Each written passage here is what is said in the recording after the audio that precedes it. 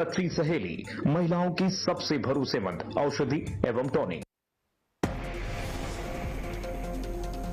राम मंदिर मामले पर ट्रस्ट के कोषाध्यक्ष स्वामी गोविंद देव गिरी का बड़ा बयान। कहा, चढ़ावे की निगरानी की जिम्मेदारी अनिल मिश्रा की थी। कोषाध्यक्ष के तौर पर मेरी ड्यूटी कोष में जमा राशि की रक्षा करना थी।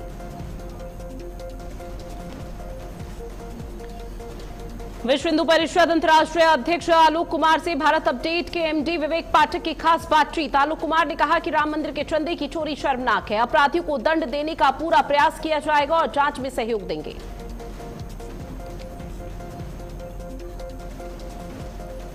इंडोनेशिया से पीएम मोदी का बड़ा संदेश। कहा, भारत इंडोनेशिया के बीच साझेदारी का सुनहरा अध्याय। रक्षा, आपदा, इंडस्ट्रियल सहयोग पर सहमति।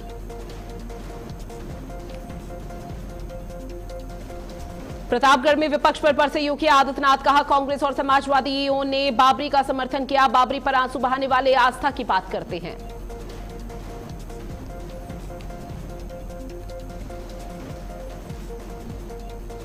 और देश भर में मानसूनी बारिश का सिलसिला लगातार जारी। 24 राज्यों में बारिश, आंधी तूफान का अलर्ट। दिल्ली, उत्तर प्रदेश, महाराष्ट्र सहित कई राज्यों में भारी बारिश का सताना।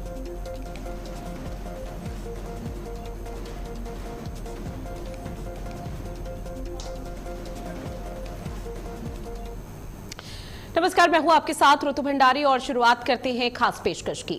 मंदिर ऊंचा, ध्वज ऊंचा, ऊंची सबकी आस। दान अगर दागदार हो, टूटे जन विश्वास। आज की बहस किसी राजनीति की नहीं, किसी दल की नहीं, बल्कि उस आस्था की है जिसे करोड़ों लोग सिर झुकाकर प्रणाम करते हैं। अयोध्या, जहां हर कदम पर जय श्री राम की गूंज सुनाई देती है, जहां श्रद्धालु अपनी मेहनत की कमाई, अपनी मनोकामनाएं और अपना विश्वास चढ़ावे के रूप में भगवान श्री राम के चरणों पर अर्पित करते हैं। लेकिन अगर उसी चढ़ावे पर चोरी और गबन का साया पड़ जाए तो सवाल सिर्फ पैसों का नहीं रहता, सवाल आस्था की सुरक्षा का बन जाता है। विशेष जांच दल यानी कि एसआईटी की प्रारंभिक रिपोर्ट में दावा किया गया है कि चढ़ावे की गिनती के दौरान कथित अनियमितताएं लंबे समय तक चलती रही। सीसीटीवी फुटेज की समीक्षा में कई ऐसे मामले सामने आने के बाद यह बात कही जा रही है जिनमें कुछ कर्मचारी कथित तौर पर नोटों की गड्डियां और नकदी अपने कपड़ों, जेबों और जूतों पर छिपाते हुए नजर आए हैं। अब रिपोर्ट में 6 लोगों की भूमिका संदिग्ध बताते हुए विस्तृत जांच की सिफारिश की गई है। साथ ही यह भी कहा गया है कि यह अभी प्रारंभिक रिपोर्ट है और अंतिम जो निष्कर्ष, जो फैसला होगा वो पूरी जांच के बाद ही सामने आ पाएगा। लेकिन बहस का मुद्दा सिर्फ इतना नहीं है कि किसने चोरी की है और ये चोरी की वारदात कब और कहां कैसे हुई। आज का बड़ा सवाल यह है कि क्या करोड़ों श्रद्धालुओं के विश्वास की सुरक्षा के लिए मौजूदा व्यवस्था पर्याप्त है? क्या मंदिरों में चढ़ावे की गिनती और निगरानी का सिस्टम पूरी तरह से पारदर्शी होना चाहिए? अगर सुरक्षा व्यवस्था में कमियां थी तो उसकी जिम्मेदारी सिर्फ कर्मचारियों की है या फिर निगरानी करने वाले अधिकारियों की भी है? और सबसे बड़ा सवाल कि क्या आस्था के केंद्रों में जवाबदेही तय करने का समय आ चुका है? आज की बहस में आरोप भी होंगे, प्रत्यारोप भी होंगे, लेकिन हमारी कोशिश होगी कि शोर नहीं, सच सामने आए, क्योंकि यह किसी एक मंदिर का नहीं बल्कि देश की धार्मिक संस्थाओं में पारदर्शिता और जवाबदेही का सवाल है। तो शुरू करते हैं आज की बड़ी बहस, जहां राम के दरबार में चढ़ावे पर सवाल, आस्था के पहरेदार आखिर कौन है? ऐसे में ग्राफिक्स के माध्यम से भी आप तक साझा कर रहे हैं कि अभी तक तमाम जो चीजें देखने को मिल पाई है उसमें किस तरह से परिवर्तन हुआ है, क्योंकि कल दोपहर 3 बजे के बाद आपको बता दें कि ट्रस्ट की एक बड़ी बैठक हुई थी जिसमें कई बड़े फैसले लिए गए। लेकिन जब आज का दिन का जिक्र किया जा रहा है तो एसआईटी की तरफ से 9 पन्नों की एक यहां पर रिपोर्ट पेश की गई। उस रिपोर्ट में कई ऐसे चौंकाने वाली बातें एसआईटी की तरफ से की गई है जिसको लेकर अब जांच के दायरे को आगे बढ़ाने की बात कही जा रही है। हालांकि अभी भी इंतजार किया जा रहा है उस रिपोर्ट का, उस फाइनल रिपोर्ट का जो 15 जुलाई को एसआईटी की तरफ से राज्य सरकार के समक्ष रखी जाएगी। इस रिपोर्ट में जो आज रिपोर्ट पेश की गई उसमें तो बकायदा यह भी कहा गया है कि 1 या 2 नहीं बल्कि 70 से ज्यादा बार चोरी हुई है और ऐसे में न सिर्फ ये 8 आरोपी बल्कि और भी लोग संदिग्ध दायरे में हैं। इसमें अनिल मिश्रा तक का नाम मेंशन किया गया, लेकिन जिस पर हर किसी की नजर टिकी हुई थी वो था चंपत राय। चंपत राय का नाम कहीं भी एसआईटी की टीम ने एक बार फिर से इसमें मेंशन नहीं किया है। अब लगातार लोगों की तरफ से, विपक्षी पार्टियों की तरफ से यह कहा जा रहा है कि चंपत राय को कहीं ना कहीं इनडायरेक्टली क्लीन चिट देने का प्रयास किया जा रहा है, क्लीन चिट देने की कोशिश की जा रही है। लेकिन चंपत राय दोषी है, चंपत राय को पहले से सब कुछ पता था, ये आरोप उन पर लग रहे हैं। नैतिकता के आधार पर भले ही उन्होंने इस्तीफा सौंप दिया, लेकिन अभी तक जो चीजें यहां पर क्लियर नहीं हुई है उस हिसाब से आगे चंपत राय क्या करेंगे या फिर किस तरह से करेंगे, क्योंकि कल उनको ट्रस्ट से विदाई दे दी गई। अनिल मिश्रा का इस्तीफा स्वीकार कर लिया गया, चंपत राय का इस्तीफा स्वीकार कर लिया गया। उसके बाद जब उनको यहां पर चीजें देखने को मिली तो बैठक में बकायदा उनको बुलाया भी नहीं गया था, क्योंकि कल की बैठक बेहद महत्वपूर्ण थी। लेकिन इस पूरे मामले को लेकर अब कैसे कैसे परते दर परते खुलेंगी वो देखना बेहद महत्वपूर्ण रहने वाला है, क्योंकि इस पूरे मामले पर आपको बता दें कि धीरे धीरे ऐसे ऐसे नाम सामने आ रहे हैं और 15 जुलाई को जब रिपोर्ट पेश की जाएगी तो उस दौरान माना जा रहा है कि जो ये महापाप किया है, जो जघन्य अपराध किया है, इसमें कई और नाम सामने आ सकते हैं जो कि चौंकाने वाले होंगे, जिसमें अधिकारियों पर भी गाज गिरेगी। एक खास पैनल हमारे साथ जुड़ा हुआ है जिनसे आप सभी का परिचय करा दे। राजकुमार पाल जी जो कि बीजेपी के प्रवक्ता हैं, शरद शरण जी हमारे साथ जुड़ चुके हैं, समाजवादी पार्टी के प्रवक्ता, और संदीप दुबे जी हमारे साथ जुड़े हुए हैं, राजनीतिक विश्लेषक हैं। आप तीनों का बहुत स्वागत करती हूं मैं भारत अपडेट में। शुरुआत मैं शरद शरण जी आपके साथ करूंगी, जो कि देखिए समाजवादी पार्टी पर इस वक्त राजनीतिकरण करने का आरोप लग रहा है कि इस मुद्दे को लेकर राजनीतिकरण की जा रही है। लेकिन सर, सबसे पहले मैं आपका ओपिनियन और आपके परसेप्शन को समझने का प्रयास करूंगी कि कल दोपहर 3 बजे के बाद जो बैठक हुई ट्रस्ट की, उस बैठक में जो जो फैसले लिए गए उसको समाजवादी पार्टी कैसे देख रही है, और साथ ही एसआईटी की तरफ से जो 9 पन्नों की रिपोर्ट आज पेश की गई उसको एसआईटी आप लोग कैसे देख रहे हैं?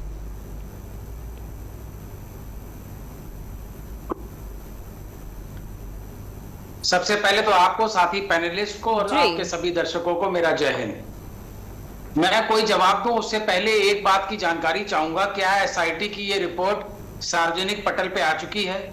जहां तक मेरी जानकारी नहीं, तो ये सब सूत्र के हवालों से, इसमें कुछ भी कंफर्म नहीं है। दूसरी बात, आपने कहा है कि समाजवादी पार्टी पे आरोप है कि वो इसका राजनीतिक इस्तेमाल कर रही है, तो मैं अपने जवाब देने से पहले जानना चाहूंगा ये आरोप किसने लगाया है?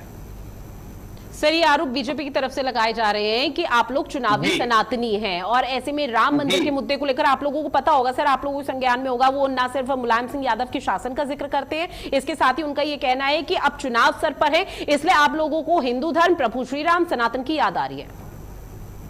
बहुत सही। तो मैं आपको ये बता देना चाहूंगा कि समाजवादी पार्टी अपने स्थापना काल से स्पष्ट रूप से कह रही है धर्म आस्था का मसला नहीं है, हम इस पे राजनीति ना कभी करेंगे ना किसी को करने देंगे। दूसरी बात है, हम लोग सामाजिक न्याय, समाजवाद और सामाजिक संघर्ष की बात करते हैं, जन कल्याण के लिए राजनीति करते हैं। जो हमारे लोकतंत्र में संवैधानिक व्यवस्था है वो भी धर्म की राजनीति करने के पक्ष में नहीं है, बल्कि उसको कानूनी अपराध मानती है, और राजनीतिक दलों का कर्तव्य सामाजिक कल्याण का है, जो हमारे संविधान में लिखा है। अब क्योंकि भारतीय जनता पार्टी इसी संविधान को तो बदलना चाहते हैं, इनका इतिहास है, इन्होंने कभी जनगण मन नायक समर्थन नहीं किया, इन्होंने कभी तिरंगे का समर्थन नहीं किया, इन्होंने कभी स्वतंत्रता आंदोलन के कभी भाग नहीं लिया। 1942 के भारत छोड़ो आंदोलन में ये खुद भगोड़े हो गए, और जब इनको काला पानी जाना पड़ा तो ये माफी वीर हो गए। और जब बड़ा नाम था महात्मा गांधी का, पूरी दुनिया जिनको पूजती थी उनके हत्यारे के पूजक हैं ये। इनका इतिहास इतना काला है कि इनकी टोपी का रंग बिल्कुल सही चुना है इन्होंने। अब आप इनसे क्या जानना चाहते हैं? हम लोगों के घरों में 90 के दशक से लगातार ये बताया गया है कि जो 5 रुपए, 11 रुपए, 21 रुपए की रसीदें काट रहे हैं, ध्यान से काटना, ये सब चंदा चोर है, ये चंदा खा जाएंगे। और हमारे और आपकी उम्र में, हो सकता है आपकी उम्र कम हो, बहुत सी मूवीज उस समय 90s में रिलीज हुई। एक बॉम्बे मणिरत्नम की मूवी मुझे याद आ रही है, केरला और तमिलनाडु तक में दंगे हुए और सैकड़ों हजारों हिंदू और मुसलमान मारे गए। इन्हीं सब धार्मिक नफरत के जो विडंबे चलाते हैं ना ये भारतीय जनता पार्टी वाले, वो उस समय आपको पता है जो लोग हिंदी बोलना नहीं जानते हैं देश में लेकिन हिंदू धर्म के हैं, उन्होंने भी करोड़ों रुपए चंदा दिया है। पूरे देश से पैसा शिलाओं के नाम इकट्ठा हुआ है, उसका आज तक हिंदुस्तान में किसी नागरिक ने कोई रजिस्टर नहीं देखा। लेकिन राम मंदिर के बारे में जो वर्तमान बात जब चढ़ावे की आई, तब ये भी मालूम चला है कि जो भी हीरे जवाहरात वहां आते थे उसका भी कोई रजिस्टर, कोई रिकॉर्ड नहीं है। और जब हम लोग खड़े होके अब बोल रहे हैं, पूरे देश के जनमानस में एक बात स्पष्ट है कि जब सुप्रीम कोर्ट के आदेश से ये मंदिर का निर्माण हुआ तो इसके चेयरमैन बनाए गए प्रधानमंत्री कार्यालय में 5 साल सचिव रहे मिश्रा जी को, मोदी जी के 5 साल सचिव थे वो। और जब ये चढ़ावा चोरी में लोगों का नाम आया तब देश को मालूम चला कि जितने भी मंदिर के अंदर लोग काम कर रहे हैं या तो वो संघीय है या विश्व हिंदू परिषद के हैं, तो सारी व्यवस्था तो संघ की है, भाजपा की, विश्व हिंदू परिषद की है। तब हम लोगों को समझ में आया कि जो 90 के जमाने में जिसको चंदा चोर बोलते थे, यही चढ़ावा चोर, चंदा चोर भी है, ये साबित हुआ है। अब इसके बाद अगली बात समझ लीजिए, इस मंदिर में जो भी पैसा आ रहा है, क्योंकि ये ट्रस्ट भारत सरकार के आदेशों के तहत बना है, उसका एक एक पैसा अकाउंटेबल है, देश के जनमानस को जानने का हक है। उस ट्रस्ट में हमारे मुख्यमंत्री जी ऐसा कोई हफ्ता नहीं जब अयोध्या नहीं जाते थे। जब व्यवस्था मोदी जी की, योगी जी की है, संघ की है, विश्व हिंदू परिषद की है, तो आप बताइए 145 करोड़ जनमानस को इस चोरी चकारी की सूचना पहले किसने दी? अगर समाजवादी पार्टी के राष्ट्रीय अध्यक्ष माननीय अखिलेश यादव जी प्रेस कॉन्फ्रेंस नहीं करते, देश को बताते नहीं, तो चंपत राय जी ने तो अपने कॉन्फ्रेंस में बोला था कि हम अपना इंटरनल ऑडिट कर रहे हैं, हमारे पास कुछ भी उल्लेखनीय नहीं है, और उन्होंने ही 8 लोगों को जेल भिजवाया है। अगला वितंडा क्या हो रहा है वो भी समझ लीजिए। भारतीय जनता पार्टी और संघ इसको लेयर्ड फॉर्म में करना चाहेगी और दिखाना चाहेगी चंपत राय बहुत बड़ी चीज है और अनिल मिश्रा बहुत बड़ी चीज है, और लाके अनिल मिश्रा तक निपटा दीजिए और चंपत राय को दिल्ली या जयपुर में बिठा दीजिए। ऐसा होने वाला नहीं है। ये जो दूध का दूध और पानी का पानी कर रहे हैं हम उस व्यवस्था में नहीं है। हमारे राष्ट्रीय अध्यक्ष जी ने कहा सोने का सोना और चांदी का चांदी करेंगे, और सोने का सोना और चांदी चांदी का मतलब ये जहां माल है वहीं सरगना है, और जहां सरगना है वहीं माल है। उस सरगना और माल दोनों को सींचे के अंदर डालना है। ये सब चवन्नी अठन्नी के चूजे हैं, इनकी कोई वैल्यू नहीं है। ये कर्मचारी हैं संघ के, यहां से उठाइए वहां फेंकिए, वहां से उठाइए वहां फेंकिए। हमें तो वो आदमी चाहिए जिसके पास बोरियां ट्रेन से लद के कर्नाटक जाती थी, और जो वो स्टोरमैन था उसका मालिक कौन है, हमें वो मालिक अयोध्या के सींचों में चाहिए। 2024 में हमारे सांसद को माननीय अवधेश प्रसाद पासी जी को जिता करके जनता ने ये संदेश दिया था भाजपा को, सुधर जाओ, ये मर्म और आस्था का मसला है, इसमें चोरी चकारी बर्दाश्त नहीं करेंगे, सुधर जाओ। 3 साल में एक भी जमीन घोटाले में कोई कार्रवाई नहीं हुई, एसआईटी की रिपोर्ट नहीं हुई, और हर रजिस्ट्री में चंपत जी का नाम है, अनिल मिश्रा जी उसमें गवाह हैं। 3 साल में जब उत्तर प्रदेश ने कोई कार्रवाई नहीं की तो अब किस कार्रवाई की आप बात कर रहे हैं? ये सब ढकने का प्रयास है, और ढकने का आखिरी तरीका देख लीजिएगा क्या होगा। दान पात्र के चारों तरफ भाजपा, विश्व हिंदू परिषद और संघ नाग की तरह लिपटी बैठी रहेगी। उस दान पात्र पे ही इनका ध्यान है, आस्था में ध्यान नहीं है। इनका धर्म धंधा है, हम राजनीतिक व्यापार धर्म का नहीं करते। आपने जो आरोप लगाया था वही बात शुरू की थी, वही खत्म करता हूं जी। ठीक है, सीधे तौर पर ये मानकर चला जाए कि चंपत राय अनिल मिश्रा को बचाने का प्रयास किया जा रहा है, बस हाँ या ना? जी, क्या चंपत राय अनिल मिश्रा को बचाने का प्रयास किया जा रहा है? अरे ये शोधे हैं, ये पहले स्टेप के लोग हैं, सरगना। लेकिन सर एसआईटी की रिपोर्ट आपने शुरू में, चूंकि आपने जो शुरुआत की थी, शुरुआत में आपने पूछा था क्या एसआईटी की रिपोर्ट सार्वजनिक हो चुकी है, तो सवाल का जवाब है कि हाँ, कल जब यहाँ पर ट्रस्ट की बैठक हुई थी तो ट्रस्ट को भी बकायदा यहाँ पर बताया गया, और मीडिया के सामने भी एसआईटी ने अपनी 9 पन्नों की वो रिपोर्ट रखी जिसमें मेंशन किया गया कि चंपत राय को कहीं ना कहीं क्लीन चिट तो नहीं दी है, लेकिन चंपत राय संदिग्ध दायरे में है। उनका नाम इस बार की रिपोर्ट में मेंशन नहीं किया गया, लेकिन अनिल मिश्रा का नाम मेंशन किया गया है। मैं आपकी बात से सहमत हूं। आपने ये जानकारी दी कि एसआईटी की रिपोर्ट डिस्क्लोज हो गई, आपका बहुत बहुत आभार। मैं फिर तीसरी बार आपको बोल देता हूं, ये चंपत राय, अनिल मिश्रा या मंदिर में जितने हैं ये सब बच्चा पार्टी है। जो सरगना है और जो माल है वो हजारों करोड़ रुपए है और 3-4 दशक की चोरी है। हम उस सरगना की बात कर रहे हैं, उसको घसीट के अयोध्या में ठीक है, राम कुमार पाल जी जवाब दीजिए इस सवाल का, क्योंकि अब वो लगातार आप लोगों पर सर सवाल उठा रहे हैं कि अभी तो आप लोगों ने सिर्फ कुछ लोगों को यहाँ पर शह दे रखी है, लेकिन अभी जो मास्टरमाइंड निकलेगा वो कोई और ही चौंकाने वाला चेहरा होगा।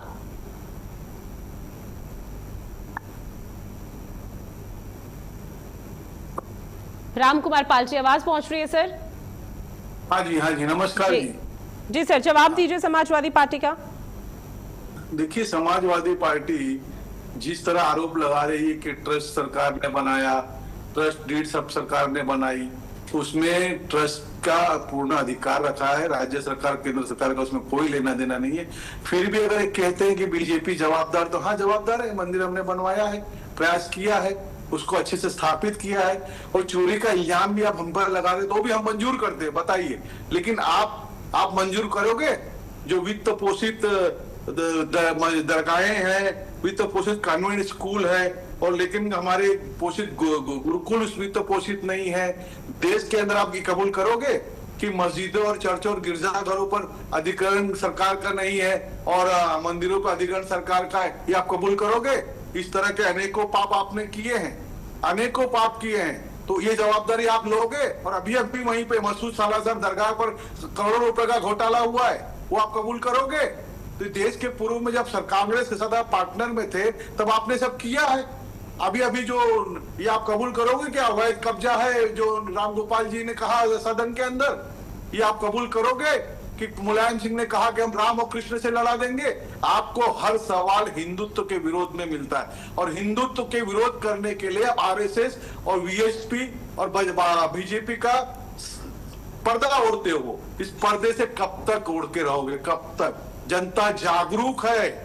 आपको सिर्फ क्या चाहिए? 7-8% वोट चाहिए। आपके पास 18% मुस्लिम वोट है, 8% यादव वोट है, 7-8% किसी तरह भटका के आपको वोट मिल जाए, अब सरकार में आ जाए। ये सपना आपका नहीं होगा। और मैं चैनल से आग्रह करता हूं कि ये जितनी भी जांच हो रही है, हर व्यक्ति की, चंपक राय की, अनिल मिश्रा की, दीनानाथ वर्मा की, महिपाल सिंह की, सुरेंद्र यादव की, इस सब की सीडीआर भी आए। अभी जो फाइनल रिपोर्ट आनी है तो सबके सीडीआर भी आए, किससे किन की बातें होती थी, किससे किन की चीजें होती थी। जैसे इन्होंने अभी रिकवर किया, जो उन्होंने अपने बंटवारे के टाइम जो अकाउंट गणित रखते थे परिक्रमा मार्ग के, इन लोगों ने डिलीट किया था, इसी एसआईटी ने उसको रिकवर किया। इसी तरह सारी जांच सीडीआर के साथ हो। हर व्यक्ति के मोबाइल की जांच और मोबाइल की सीडीआर की जांच देके देश की जनता के सामने रखे, और जो दोषी है, जो रामद्रोही है, जो हमारे बलिदानियों का अपमान किया है, उनको न्याय मिले। धन तो 4 लाख मंदिर का 10 लाख करोड़ रुपया देश की सरकारें ले रही हैं, वो ले ही रही है, और किसको जा रहा है वो आप देख ही रही हैं। लेकिन जवाबदेही तो होगी। अगर यहाँ की चोरी की जवाबदारी हमारे बीजेपी आरएसएस पे है तो ले रहे हैं, और कह रहे हैं कि पूरी की पूरी सजा हो जाए। आलोक कुमार का आपने दिखाया, उन्होंने कहीं कहा कि किसी को बचाना है, कभी किसी प्रवक्ता ने कहा कि किसी को बचाना है? बचाना बिल्कुल नहीं है, लेकिन दूध का दूध, पानी का पानी होना चाहिए। ये होता है संविधान, ये होता है न्याय। सिर्फ हम हिंदू हिंदू करें और मुसलमान मुसलमान करें तो ये न्याय नहीं है। ये आर्थिक घोटाला हुआ है, आत्मा का अपमान हुआ है। हमारे भारत के 140 करोड़ 100 करोड़ हिंदुओं का अपमान हुआ है, 100 करोड़ हिंदुओं का अपमान हुआ है। तो इसका पक्ष कभी चोरों का नहीं लिया जाएगा। जैसे ये लोग दूसरे वर्ग का नाम लेना भी गुनाह समझते हैं, दूसरे वर्ग की बात करना भी गुनाह समझते हैं, तो क्या हिंदू ही आपको मिला है सॉफ्ट टारगेट? ठीक है, संदीप दुबे जी आपके पास आते हुए सर, अगर एसआईटी के 9 पन्नों की रिपोर्ट को हम समझे बारीकी से, तो सर आगे आने वाले समय में जो 15 जुलाई को पूरे महीने की रिपोर्ट यहाँ पर पेश की जाएगी, सरकार के समक्ष रखी जाएगी, तो क्या ये मानकर चला जाए, आपको क्या लगता है कि कई और अधिकारियों पर गाज गिरेगी? अभी 8 आरोपी जेल की सलाखों के पीछे हैं, लेकिन अभी 8 से ज्यादा संख्या सामने आ सकती है, क्योंकि एसआईटी की रिपोर्ट में यह भी मेंशन किया गया कि कुछ संदिग्ध चेहरे ऐसे हैं जिन्होंने पैसों को जूतों में, अपने जुराब में या फिर अपनी जेब में रखते हुए देखे गए हैं। उन फुटेज के आधार पर लगातार कार्रवाई का दायरा आगे बढ़ाया जा रहा है। देखिए, 2 बातें। भारत की राजनीतिक जो व्यवस्था है वो परसेप्शन की है। पक्ष भी परसेप्शन क्रिएट करता है, विपक्ष भी परसेप्शन क्रिएट करता है। इससे अलग हम जाते हैं। जब अयोध्या की बात है तो अयोध्या ये शहर सबको स्वीकार करना है, छोटे हो बड़े हो, या जाति धर्म में बैठा हुआ भारत हो, जैसे जैसे भारत का कोई भी व्यक्ति भारत को जिस नजरिए से देखता है, जाकी रही भावना जैसी प्रभु मूरत देखी तिन तैसी, वैसे वैसे भगवान को, भगवान के स्वरूप को और भगवान के चंदे को अपने अपने नजरिए से देख रहा है। एक बात सही है कि सरकार के ऊपर बहुत बड़ी जिम्मेदारी है। इसलिए जिम्मेदारी है कि लोगों का ध्यान योगी जी के तरफ है, और योगी जी के शासन में जो न्याय लोगों को मिला, उस न्याय की संकल्पना के साथ लोग उम्मीदें लगा रहे हैं। अगर इसमें न्याय त्वरित नहीं हुई और निष्पक्ष न्याय नहीं हुआ तो विपक्ष को बहुत बड़ा परसेप्शन क्रिएट करने का मौका मिलेगा, और जो वहां होने वाली जो चुनाव है, इलेक्शन है, उसमें काफी असर सत्ता पक्ष को मिल सकता है। एक बात मैं आपको कहना चाहता हूं, जो एसआईटी की रिपोर्ट आएगी या जांच जो चल रही है,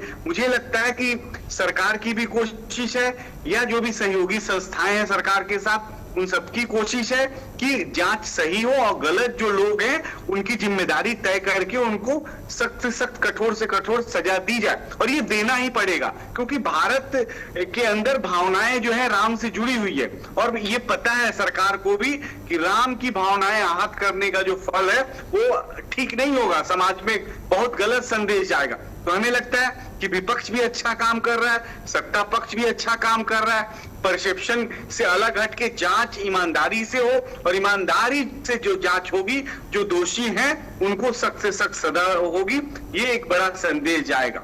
और निश्चित तौर पर सर आपको भली भांति मालूम होगा कि 2024 के लोकसभा चुनाव में किस तरह से विपक्षी पार्टी ने संविधान बदलने की बात कही थी यहाँ पर और बीजेपी पर आरोप लगाया था, वो नैरेटिव सेट किया था। उत्तर प्रदेश का अगर मैं सिर्फ जिक्र करूं तो उत्तर प्रदेश में खामियाजा बीजेपी को भुगतना पड़ा था उस नैरेटिव का, और अब तो जीता जागता यहाँ पर मुद्दा मिल चुका है, तो निश्चित तौर पर क्यों नहीं भुनाया जाएगा। आगे आने वाले समय में चुनाव है। लेकिन शरद जी, सवाल मेरा आपसे रहेगा कि बहराइच का भी मामला सामने आया और बीजेपी सीधे तौर पर आप लोगों से सवाल पूछ रही है तुष्टीकरण के आरोप लगाते हुए कि बहराइच के मुद्दे पर आप लोगों ने चुप्पी साधी हुई है। बहराइच में सालार मसूद गाजी की जो दरगाह है वहां से 100 से 500 करोड़ के घपले का और चोरी का आरोप लगाया जा रहा है, वहां पर कुछ नहीं कहा आप लोगों ने, लेकिन राम मंदिर के मुद्दे को आप इतनी जोर शोर के साथ उठा रहे हैं।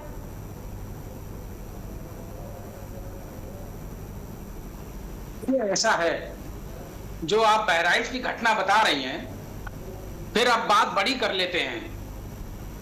बद्रीनाथ धाम की भी तो खबर आ रही है ना, तिरुपति महाराज की भी खबर आ रही है ना। नहीं सर, लेकिन अभी तो हमारा दायरा सिर्फ उत्तर प्रदेश है ना, सिर्फ उत्तर प्रदेश, क्योंकि राम मंदिर को लेकर चर्चा हुई तो इसलिए बहराइच का मामला सामने आ गया। ज्यादा दूर है नहीं ये सब। आपका सवाल एक सेकंड राम कुमार जी, राम कुमार जी एक बार बात कंप्लीट हो जाए उसके बाद। पाल साहब, मेरा आपसे निवेदन है, एक बार में एक साथी बोले, चाहे आप बोल लो या ना।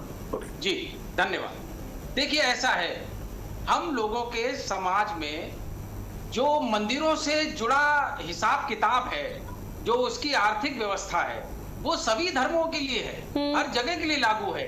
जहां पर भी पैसा होगा वहां मानवीय जो हमारे संस्कार हैं, जो हमारी मानवीय पहलू है, वो कमजोर पड़ेंगे ही पड़ेंगे।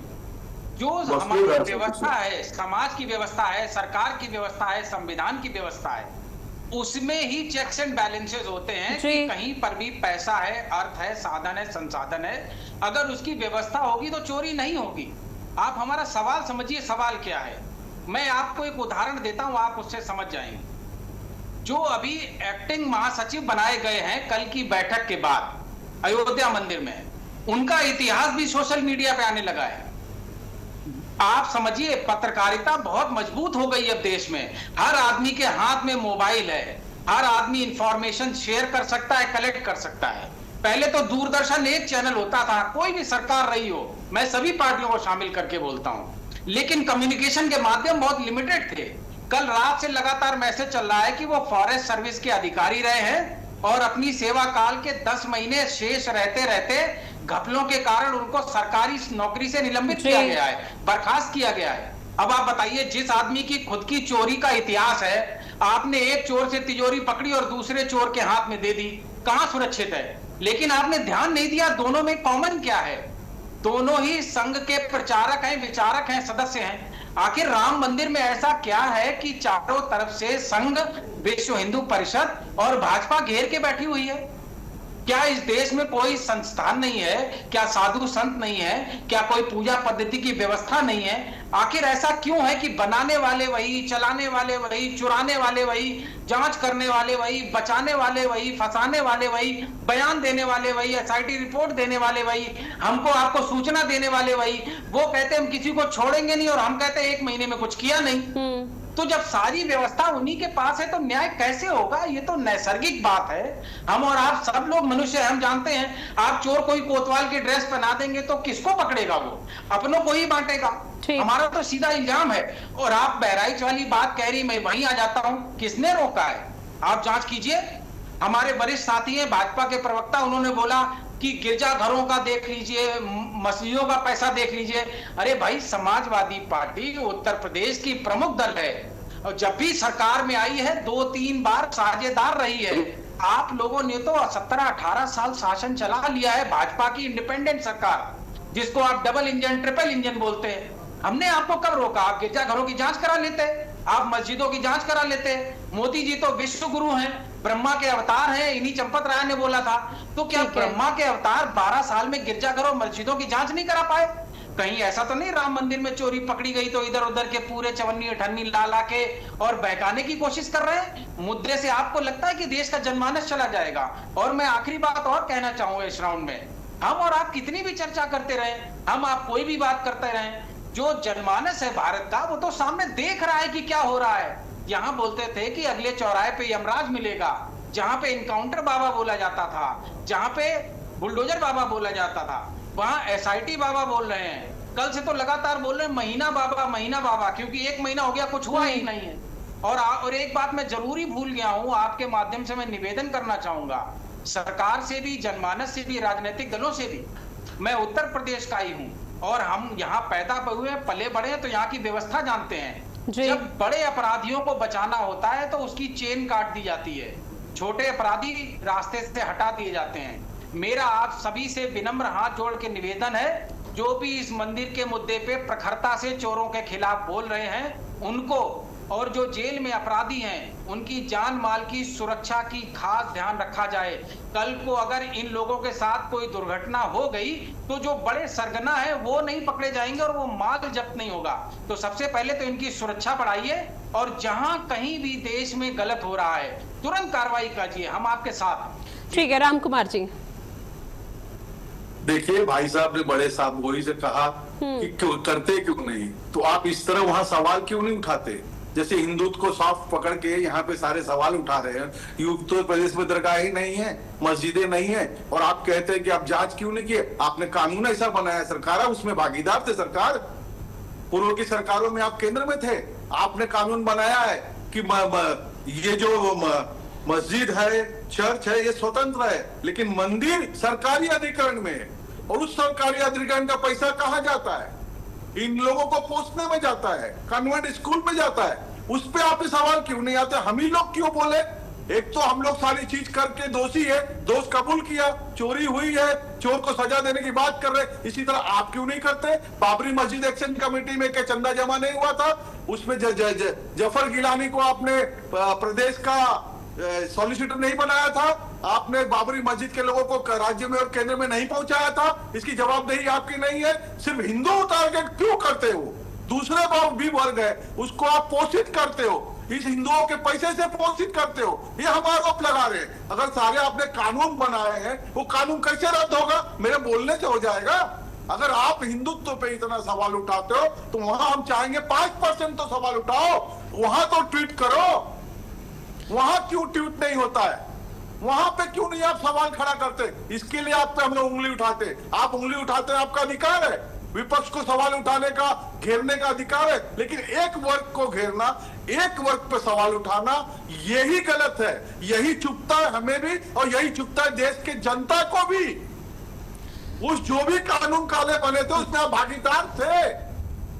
ऐसा कह के बच जाना, हम कह रहे हैं कि चोरी हुई है, गबन है, उसकी जान दूध का दूध पानी, हम कोई बचाने का काम नहीं करते, एक झूठ के लिए 100 झूठ बोलने का काम नहीं करते। भाई साहब, शरद भाई साहब, यही तो देश सुन रहा है, यही देश जान रहा है, और जितने आप विरोध करो उतना देश में और उजागर हो रहे हो, ओपन हो रहे हो। अभी गोपाल जी का, राम गोपाल यादव का जो 92 का वीडियो चल रहा है, वो क्या झूठ है? सदन के अंदर बोला गया? नहीं सर, देखिए अब चीजें अब बात निकली है तो निश्चित तौर पर दूर तक जाएगी और वही स्थिति हो रही है। आप दोनों की तरफ से एक दूसरे पर आरोप प्रत्यारोप का सिलसिला शुरू कर दिया गया है। लेकिन राम कुमार जी, जवाब है नहीं, पड़ा जवाब दिया, आरोप नहीं है ऋतु भंडारी जी। हाँ निश्चित तौर पर, लेकिन सर सुनिए, मेरा सवाल आपसे एक और है राम कुमार जी। आप लोगों को लगता है कि ये आप लोगों की इमेज, आप लोगों की छवि को नुकसान पहुंचा सकता है 2027 के विधानसभा चुनाव में? देखिए निश्चित तौर पर आप दोनों मना नहीं कर सकते। 2024 के लोकसभा चुनाव से अभी तक जहां जहां जिन जिन राज्यों में चुनाव हुए, आप लोगों ने खूब जोर शोर के साथ जनसभा के दौरान राम मंदिर का मुद्दा उठाया, प्रमुखता से, और प्राथमिकता ये दी कि राम मंदिर हमने बनवाया, राम मंदिर में ऐसा हुआ, राम मंदिर में वैसा हुआ। लेकिन जब आज चोरी हो जाती है तो आज उस मंच से आप लोग नहीं बोलते हैं। डिबेट में हर पैनलिस्ट की तरफ से तमाम बातों का जिक्र किया जा रहा है, और यही एक मुद्दा है जो बैठे बिठाए विपक्षी पार्टी को मिल चुका है। और विपक्षी पार्टी जो आरोप आप लोगों की तरफ से राजनीतिकरण का असर लगाया जा रहा है, तो सोचिए कि अभी तो विपक्षी पार्टी सिर्फ यहीं पर बात रख रही है। अभी मॉनसून सत्र होगा, सदन से लेकर सड़क तक इस मुद्दे को उठाया जाएगा, आगे विधानसभा चुनाव होंगे, प्रचार प्रसार शुरू होगा, तब इस मुद्दे को विपक्षी पार्टी उठाएगी, तो वो एक नैरेटिव सेट हो जाएगा। जो 2024 में खामियाजा हुआ था, कहीं ऐसा ना हो कि 2027 में फिर वापस से हो। देखिए, आप ऋतु जी कह रहे हैं कि हम जवाब नहीं देते, सवाल का जवाब नहीं देते, तो हम सवाल का जवाब ही तो दे रहे हैं। नहीं सर, सवाल का जवाब नहीं, मैंने ये नहीं कहा कि सवाल का जवाब, मैंने ये कहा कि जनसभा में, जनसभा को जब संबोधित करते हैं तो जनसभा को संबोधित करने के दौरान आपकी तरफ से बातों का जिक्र किया जाता है। राम मंदिर को लेकर खूब बातें और खूब नारे लगाए गए, लेकिन आज किसी मंच से आप चोरी की बात नहीं कबूल करते। कबूल कर रहे हैं, लेकिन ये कोई बात को कबूल कर रहे हैं क्या? कठोर से कठोर कानून बना दिए, इन्होंने आतंकवादियों को छोड़ने का काम किया, क्या क्या नहीं किया इन्होंने। अभी अभी जो अखिलेश जी कहते थे कि साधु कहीं भी राम कुमार जी, मुझे सीधे और स्पष्ट शब्दों में बताइए कि क्या आपको लगता है कि 2 बार योगी आदित्यनाथ का शासन रिपीट हो चुका है, 2 बार बीजेपी की सरकार उत्तर प्रदेश में आ चुकी है, अभी भी इन मुद्दों को उठाना जरूरी है कि समाजवादी पार्टी ने अपने शासन में किन फैसलों को लिया, किन फैसलों को नहीं लिया? हमारी तकलीफ है कि दोनों वर्ग की बात नहीं करते, सिर्फ एक वर्ग की बात करते, इसके लिए तकलीफ है तो हम जता रहे हैं, आपके सामने उपस्थिति दर्ज कर रहे हैं हिंदुत्व की। ठीक है शरद जी, जल्दी से। ऐसा है ना, हमारे पाल साहब वरिष्ठ साथी हैं, इन्होंने कुछ बातें कही, उसका जवाब देना चाहूंगा जी। इन्होंने एक कॉन्वेंट स्कूल शब्द इस्तेमाल किया था, मैं उस पर रोकना चाहूंगा। मैं कॉन्वेंट स्कूल का पढ़ा हूं। दरगाहें चर्चे क्यों आजाद है? एक एक करके सर, उसके बाद संदीप दुबे जी के पास भी जाने लगे। क्यों है? ये देश का जवाब है। पाल साहब में जवाब दे, देश का जवाब है। आप अगर हमें बोलने देंगे तो हम जवाब देंगे। भागीदार थे, ये आप हमें बोलने देंगे, सरकार में थे। अब आप ठीक है राजकुमार जी, एक बार सुन लेते हैं सर, सुन लेते हैं। लेकिन जवाब दीजिए, ये देश का है। देखिए ऐसा है, हिंदू का है, बीजेपी का नहीं है साहब, सपा का नहीं है ये। मैं जवाब दूं अब? धन्यवाद। देखिए पाल साहब ने अभी एक बात कही थी, कॉन्वेंट स्कूल। अब हर आदमी के संस्कार, व्यवहार, पालनहार, उसका फर्क पड़ता है। मैं कॉन्वेंट स्कूल का पढ़ा हूं, एक कैथोलिक चर्च के स्कूल का पढ़ा हुआ। संघ ने सरस्वती शिशु मंदिर नाम से स्कूल चलाए, पूरे देश में स्कूल चलाए। भारतीय जनता पार्टी के, देखिए अब आप बोलने नहीं देना चाहते। बोलने बिल्कुल नहीं बोल। जी thank you. Bharatiya Janata party के नेता लगातार फोटो डालते हैं, मेरी बिटिया लंदन से वापस आ गई, मेरा बेटा वॉशिंगटन से ग्रेजुएट हो गया, पोस्ट ग्रेजुएट हो गया।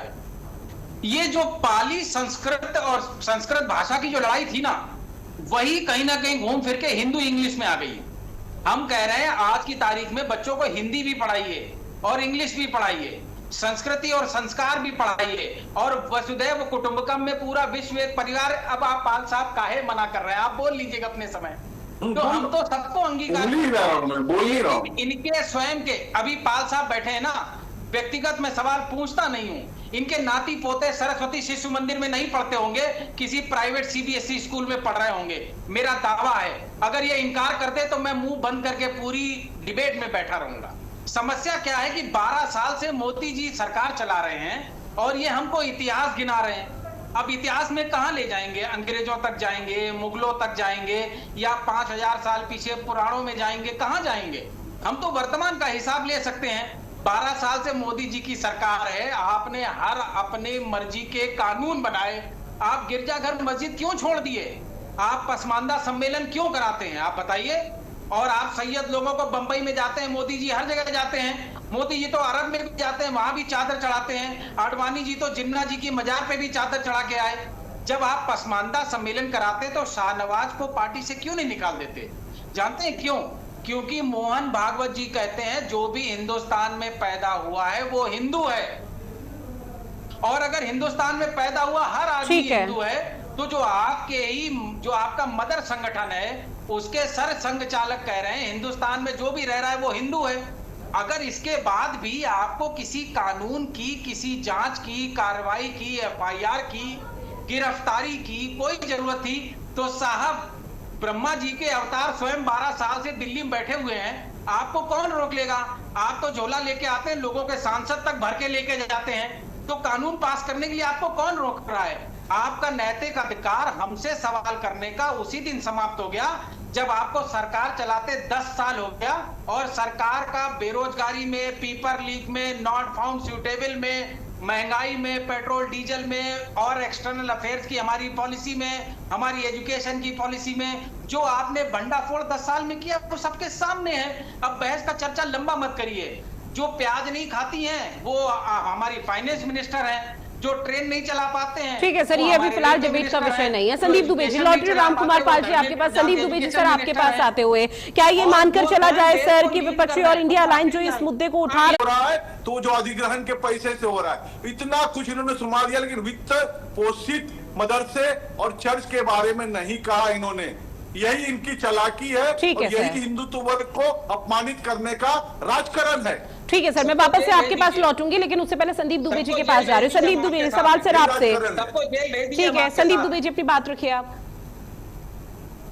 देखिए, दो बातें बहुत महत्वपूर्ण है, एक जो सत्ता पक्ष कह रहा है और दूसरा विपक्ष कह रहा है। ये बात भी तय है कि वो ट्रस्ट है और उसका मैनेजमेंट, उसकी कार्य करने की पद्धति और उसकी जिम्मेदारी उठाने वाले लोगों ने जो जिम्मेदारी उठाई, वो जिम्मेदारी इसलिए बड़ी हो जाती है जो भगवान राम से जुड़ा हुआ है, आदर्श से जुड़ा हुआ है, संस्कार से जुड़ा हुआ है, संरक्षण से जुड़ा हुआ है। अब दो बातें बहुत महत्वपूर्ण है। मैं नहीं मानता, मेरा व्यक्तिगत तौर पे, कि इस अभी जो घटनाक्रम है, जब तक जांच कंप्लीट नहीं हो जाती, इसका कोई अभी उत्तर प्रदेश की राजनीति पे कोई असर पड़ रहा है या योगी जी पे असर पड़ रहा है। लेकिन विपक्ष को जरूर एक दिशा मिला है, एक दृष्टि मिली है, और वो इस दृष्टि पे वो दौड़ विपक्ष लगा रहा है। सत्ता पक्ष भी चाहता है कि ये जितना कम से कम हो, इसका इफेक्ट हो, वो कम से कम बना रहे। लेकिन अभी जो मूल प्रश्न है, वो चाहे केंद्र सरकार के समक्ष हो या राज्य सरकार के समक्ष हो, या जो लोग भी इसमें शामिल लोग हैं, उनको चिन्हित करके जो प्रशासन अपना काम कर रहा है, SIT रिपोर्ट दे रही है, फिर FIR हुआ है,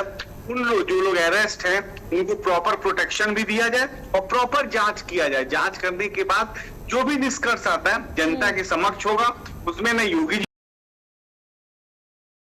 राय जी का नाम आ रहा है या किसी का भी राय आ रहा है, अभी सब पे ये आरोप है, तो अभी किसी को दोषी बता देना वो भी ठीक नहीं है। लेकिन एक बात जरूर है कि विपक्ष को एक अच्छा रास्ता मिला है, वो मजबूत बैटिंग कर रही है और सरकार को घेरने का काम कर रही है। लेकिन सरकार के लोग या सरकार में बैठे लोगों ने भी अपने को बचाने के लिए प्रॉपर जो SIT का गठन हुआ, प्रॉपर जांच में बिना देरी के जांच स्टार्ट हुई, इससे बैलेंस लगता है उत्तर प्रदेश की राजनीति अभी भी।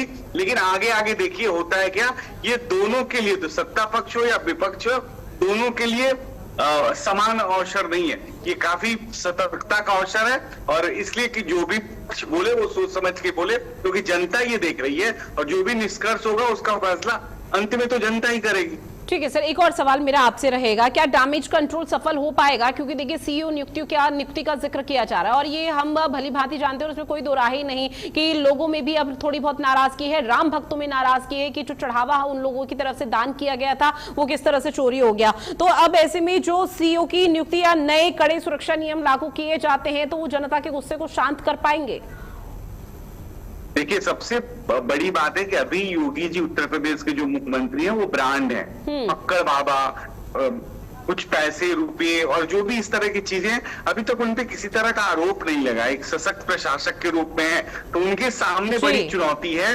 वो ब्रांड तो फीका नहीं हुआ है, लेकिन उस ब्रांड को बचा के रखने की चुनौती जरूर सरकार को है कि जो दोषी लोग हैं, गलत काम किए हैं, संलिप्त हैं, उनको सख्त से सख्त सजा मिले। और मैं एक और कहूंगा कि विश्व हिंदू परिषद ने बहुत अच्छे से इस मैटर को टैकल किया है। अपने जो भी सरकार की तरफ से भी लोगों ने अपने पक्ष रखे हैं, तो किसी ने चोर और चोरी का साथ नहीं दिया है। तो ये एज जरूर बनाता है सत्ता पक्ष को, लेकिन विपक्ष के पास एज है, इसको नकारा नहीं जा सकता। और इसलिए भी नकारा नहीं जा सकता कि मैं कहा ना कि परसेप्शन कौन कितना क्रिएट करता है किसके खिलाफ, तो बुराई का परसेप्शन जल्दी क्रिएट हो जाता है, अच्छाई को बढ़ने में, समझने में लोगों को समय लगता है। तो ये दोनों विषय है, लेकिन मुझे लगता है कि अभी योगी जी के पास वक्त है और उनको जिस तरह से वो मुख्यमंत्री हैं और परसेप्शन उत्तर प्रदेश में क्रिएट हुआ है, उस परसेप्शन को बना के रखना एक बहुत बड़ा चैलेंज है। ठीक है, राम कुमार जी अब अपनी बात रखिएगा आप।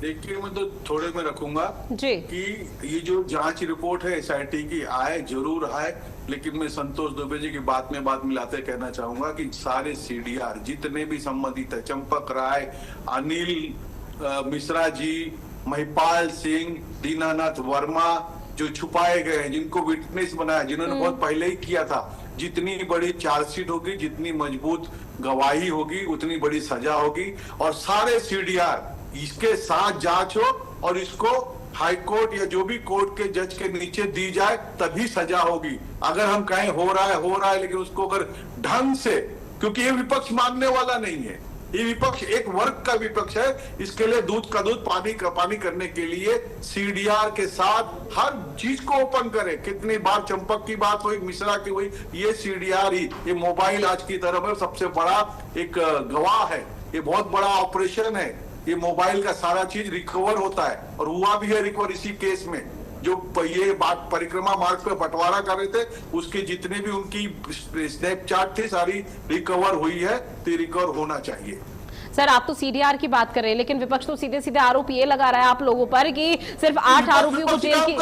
विपक्ष खत्म नहीं हो सकता। नहीं, लेकिन सुनिए तो सही सर, विपक्ष का परसेप्शन ये है कि भाई 8 लोगों को तो जेल की सलाखों के पीछे पहुंचा दिया, वो तो बहुत छोटे से लोग हैं, लेकिन अभी यहाँ पर जो मास्टरमाइंड है वो कहीं ना कहीं सत्ता उसको श्रेय दे रही है, बचा रही है। सुथरा हो, दिखाया जा सके, बोला जा सके, छुपाया ना जाए। अगर पूरी तरह से होगा तो क्या विपक्ष और जनता, मालिक तो जनता है, ये पार्टियां थोड़ी देश की मालिक है। वो जो वोटर है वो इस देश का मालिक है, जो वोट देता है वो इस देश का मालिक है। उसके कान तक, उसके ध्यान तक, उसके मन में सही बात पहुंचाना, यही देश की असली नागरिकता है। ठीक है शरद जी। सर आप लोगों पर सीधे तौर पर ये कहा जा रहा है कि आज जहां पर बहराइच के मुद्दे पर चुप्पी साधी हुई है, जहां पर मुलायम सिंह यादव या रामगोपाल वर्मा का जो अभी यहां पर हाल फिलहाल में सोशल मीडिया प्लेटफॉर्म पर एक वीडियो यहां पर सामने आ रहा है 1992 का, उसका जिक्र किया जा रहा है, तो इन तमाम मसलों को एक एक कड़ी करके जोड़ा जा रहा है। राम मंदिर को लेकर ये कहा जा रहा है सिर्फ चुनावी सनातनी है आप लोग, और चुनावी सनातनी के तौर पर आप लोग कोशिश ये कर रहे हैं कि बीजेपी का जो वोट बैंक है वो कम हो जाए और आप लोगों का वोट बैंक मजबूत हो जाए। अब इस आरोपों को लेकर खंडन कैसे करेगी समाजवादी पार्टी, और लोगों के बीच में जाकर कैसे बताएगी कि बीजेपी की लापरवाही चूक कहां रही जो कि राम मंदिर चढ़ावा चोरी का मामला सामने आ गया? बहुत अच्छा सवाल किया आपने। मैं ये बात इसलिए कह रहा हूं, संघ का इतिहास जी उसमें ऐसा कुछ भी नहीं है जिसपे देश गर्व कर सके। भारतीय जनता पार्टी की ऐसी कोई कमाई नहीं है जिसपे देश गर्व कर सके। आज ये जहां भी हैं, जो कुछ भी हैं, जैसे भी हैं, तैसे भी हैं, सब भगवान राम की वजह से है। पूरा देश जानता है, हमें आप मेरे बात पे विश्वास करने की कोई जरूरत नहीं। पूरा देश जानता है कि राम मंदिर को भावनात्मक मुद्दे का राजनीतिक इस्तेमाल इस देश के इतिहास में अगर सबसे खूबसूरती से किसी ने किया है तो भारतीय जनता पार्टी ने किया है। तो कम से कम हमको धर्म की पिच पे राजनीति करने का इल्जाम हमें मत दीजिए, ये पूरा देश जानता है। हम बस ये कहते हैं कि जिनकी वजह से, जिन राम भगवान की वजह से भाजपा आई है, उन्हीं भगवान राम की वजह से भाजपा जाएगी। कारण जानती है क्या? वोटर वही है जो तब वोटर था वही अब है।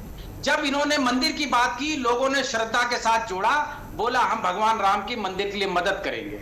लेकिन आप ये समझिए जनमानस का मन वही है, आस्था वही है, विचार वही है, मर्म वही है। अब वो कह रहे हैं यार मंदिर बनाया और चढ़ावा चोरी करने के लिए तुमने बनाया, रोज चढ़ावा चोरी कर रहे हो, सब विश्व हिंदू परिषद वाले हो, संघ वाले हो, जो सचिव आया वो मोदी जी का आया है, योगी जी हर हफ्ते वहां पे मंदिर में जाते रहे, और किसी ने कहीं से भी आम जनता को ये बताने का प्रयास तक नहीं किया कि मेरे मंदिर में चोरी हो रही।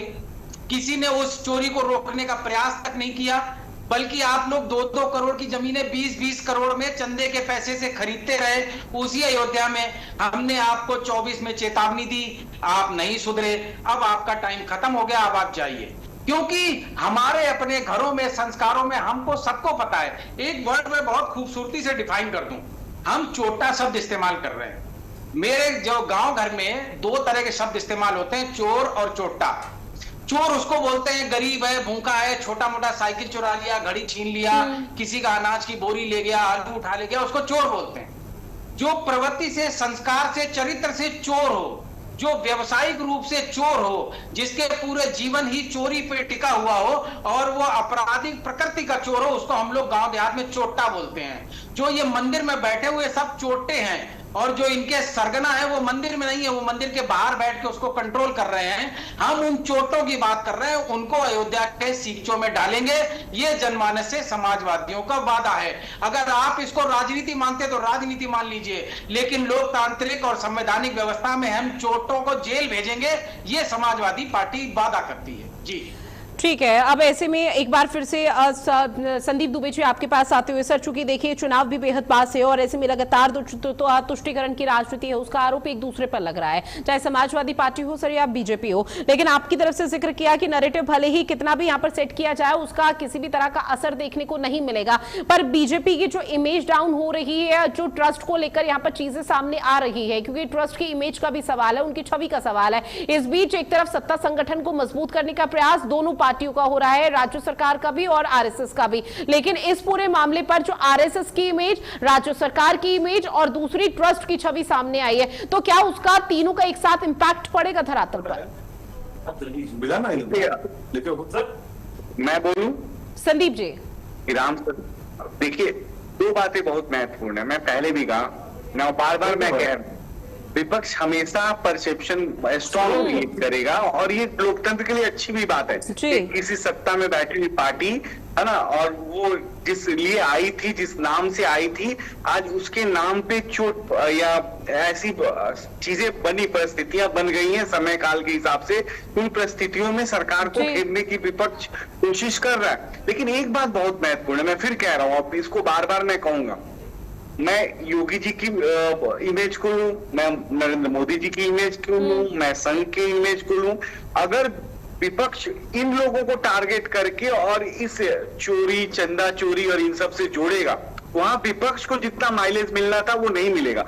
विपक्ष को माइलेज वो राम मंदिर में जो लोग हैं और जो चोर हैं वो पकड़े जाते हैं, उनको अगर सजा हो जाती है और सरकारी सजा देती है तो सरकार भी अपने परसेप्शन को बचाने में सफल होगी। लेकिन सर देखिए, जब 2024 का लोकसभा चुनाव हुआ था और ऐसे हमारे परिवार में जगह नहीं है, अब वो अगर होने में दिक्कत होती है, मेरी बात सुन लीजिए, अगर वो होने में दिक्कत होती है, सजा नहीं होती है, तो विपक्ष को एक बहुत बड़ी लकीर मिलेगी। ये दोनों चीजें सत्ता पक्ष और विपक्ष समझ रहे हैं और समझते हुए ही राम मंदिर जो आज राजनीति के फिर केंद्र में है, उसका असर दिख रहा है कि परसेप्शन बने और एक व्यक्ति चाहता है दूसरा दल की परसेप्शन ना बने। इन्हीं के बीच अभी ये जो राजनीतिकरण है, ध्रुवीकरण चल रहा है। लेकिन कुल मुद्दा ये है कि अयोध्या में अगर चोरी हुई है तो वो चोर पकड़े जाए, उनको दंड दिया जाए और दंड इस तरह हो कि दोबारा वहां पे इस तरह चोरी करने की, किसी के भावना से खेलने की कोशिश दूसरा न करे। और इसको सरकार भी कह रही है, इसलिए लोगों को विश्वास है कि सरकार इसको करके देगी। तो ये सरकार की नैतिक जिम्मेदारी है और उसके नैतिक बल पे अगर चोट होता है तो दिक्कत होगा, तो योगी जी का जो इमेज है डाउन होगा या मोदी जी की इमेज पे कोई फर्क पड़ेगा। लेकिन मैं आज कहता हूं, आज कोई इमेज पे फर्क नहीं है, वहां सरकार अच्छे से चल रही है, लेकिन परसेप्शन जरूर बनाने की कोशिश है और ये सब कुछ सरकार के ऊपर निर्भर है। ठीक है राम कुमार जी, देश के आम नागरिक का धार्मिक संस्था और बड़े ट्रस्टों पर से भरोसा ना उठे, इसके लिए अब आप लोगों की नजर में क्या लगता है कि क्या सुधार हो सकते हैं? देखिए, देश में एकमात्र संस्था राम मंदिर न्यास है जो सरकारी अधिग्रहण के बाहर है और इंडिया अपडेट की बात ऊपर तक पहुंचे और इंडिया अपडेट पे भाई साहब ने धमकाने का प्रयास किया कि जिस राम ने लाया है और राम ही ले जाएंगे। भैया, राम के कारण ही हमारी चार राम मंदिर के पक्ष में चार सरकारें खोई है, राष्ट्रपति शासन खोया है। वही उत्तर प्रदेश के सदन में केसरीनाथ त्रिपाठी को घायल किया गया है, ये भी इतिहास है और उसके लिए हम तैयार है। लेकिन आप क्या अल्लाह के वजह से आए हो? आप क्या दरगाहों की वजह से उसी का पक्ष लेना चाहोगे? यही हमारे कष्टदायक है। आप चुनाव लड़िए, लेकिन संविधान में सबका अधिकार है, सबकी बात कीजिए। सबका बात नहीं करेंगे, सिर्फ हिंदुत्व इनके लिए सॉफ्ट टारगेट है। यही है, जनता जाने, इंडिया अपडेट के श्रोता जाने, हाथ जोड़ के अपनी बात रखता हूं। हम लोग ऐसे बहुत धमकियां देखे हैं और झेले हैं, सरकारें खोई हैं। सरकार बड़ी नहीं है इस मुद्दे में, इस मुद्दे में जनता बड़ी है जो भगवान राम के विश्वास में 500 साल तक लड़ी है, बलिदान दिया है, साधुओं ने दिया है। उसके लिए हमारा दिल रोता है। ये चुट्टे जो थे वो चुट्टे के लिए है, लेकिन ये कभी नहीं कहेंगे कि उत्तर प्रदेश में दरगाहें नहीं है। बाबरी एक्शन कमेटी में चंदा जमा नहीं हुआ था, सुप्रीम कोर्ट ने जगह अलग कर दी, तो वहां जो चंदा था उससे क्यों नहीं बाबरी एक्शन कमेटी बनती? क्यों नहीं ये लोग उस बाबरी एक्शन कमेटी को बनाने का प्रयास करते? क्यों नहीं ये लोग कृष्ण भगवान की जन्मस्थली को बनाने का प्रयास करते, जिनके वंशज है? ये ओवैसी जी बोलते हैं ना, वोट हम आपको देंगे और दरी ही मुसलमान बिछाएगा। ये भी सत्य है। आपको मुकाबला अपने आप से, हमारा मुकाबला देशभक्ति से। हमारे पास देश पहले है, पार्टियां बाद में है। हमारा संगठन है, देशभक्त का संगठन है। जिसको पसंद आएगा वो वोट देगा, जबरदस्ती वोट नहीं लेते। ठीक है शरद जी, चूंकि देखिए आप लोगों की तरफ से कहा जा रहा है कि छोटी मछली को जेल की सलाखों के पीछे डाला गया है, लेकिन जो बड़े सरगना है, जो मास्टरमाइंड है, वो खुले में घूम रहे हैं और ऐसे चेहरे और ऐसे नाम सामने आ सकते हैं जो चौंकाने वाले हो सकते हैं, जिसकी शायद कभी किसी ने कल्पना नहीं की हो। लेकिन सर, अगर आप लोगों के पास किसी तरह का कोई साक्ष्य या तथ्य है तो वो सबूत रखिए, ताकि फिर दूध का दूध पानी का पानी हो सके, सबके सामने आ सके कि चीजें कैसी हैं। और दूसरा सवाल मेरा आपसे ये भी रहेगा कि समाजवादी पार्टी के नजरिए से क्या लगता है कि इस पूरे मामले का खुलासा किस तरह से करना चाहिए?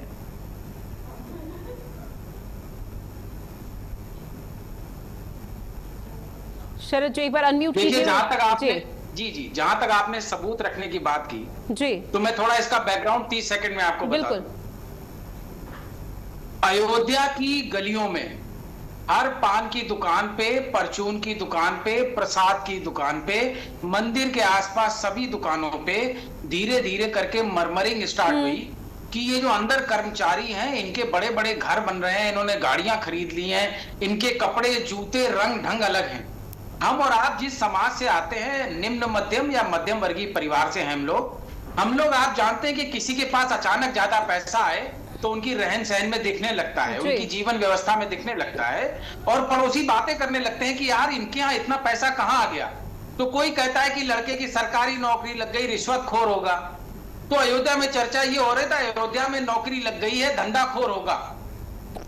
जब ये बातें चलते चलते हमारे राष्ट्रीय अध्यक्ष माननीय अखिलेश यादव जी तक आई, तो उन्होंने वहां पे क्षेत्र में अपने नेताओं से, कार्यकर्ताओं से इसकी जानकारी लेने का प्रयास किया कि वो कुछ बोले, उससे पहले कम से कम तथ्य समझ में आ जाए क्या हो रहा है। जब उनको ये कंफर्म जानकारी हो गई कि पिछले 10-15 दिन से चंपत राय जी सभी के घरों में पुलिस वालों को सिविल ड्रेस में जा रहे हैं लेकर के, उनके घर में वसूली कर रहे हैं पैसे की, उनको धमका रहे हैं।